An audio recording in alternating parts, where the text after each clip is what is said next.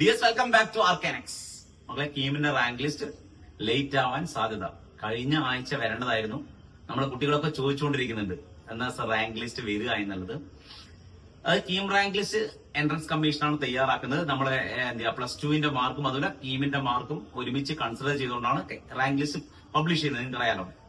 പക്ഷേ അതിൽ state CBSE സ്റ്റുഡൻസിന്റെ rank list ഏകീകരണത്തിൽ ഇപ്പൊ CBSE സിലബസിലും ICSE സിലബസിലും എഴുതിയ കുട്ടികളുടെ മാർക്കും സ്റ്റേറ്റ് സിലബസിൽ എഴുതിയ കുട്ടികളുടെ മാർക്കും ഏകീകരിക്കുന്ന സമയത്ത് കഴിഞ്ഞ വർഷം ഒക്കെ ഒരുപാട് പ്രശ്നങ്ങൾ ഉണ്ടായിരുന്നു, ഒരുപാട് പരാതികൾ ഉയർന്നിരുന്നു.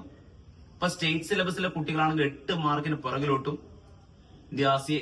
CBSE ICSE സ്റ്റുഡൻസിലെ കുട്ടികൾ 28ഓളം മാർക്ക് കൂടുതലാണ് അവർക്ക് കിട്ടുക. അപ്പൊ അതിന്റെ ഏകീകരണത്തിലുള്ള പ്രശ്നങ്ങളൊക്കെ പരിഹരിച്ചുകൊണ്ട് അത് പരിഹരിക്കാൻ വേണ്ടി ഒരു 4 അംഗ സമിതിയെ നിയോഗിച്ചിരുന്നു ഗവൺമെന്റ്. അവര് പുതിയ ഒരുപാട് സജഷൻസ് വെച്ചു മാർക്ക് ഏകീകരണവുമായി ബന്ധപ്പെട്ട്. അത് അവതരിപ്പിച്ചു. അത് ക്ലിയർ ആയി വരുമ്പോഴത്തേക്കും ഒരുപാട് ലേറ്റ് ആവുമെന്നാണ് അറിയാൻ കഴിഞ്ഞത്. അപ്പൊ മക്കളെ വെയിറ്റ് ചെയ്യാം.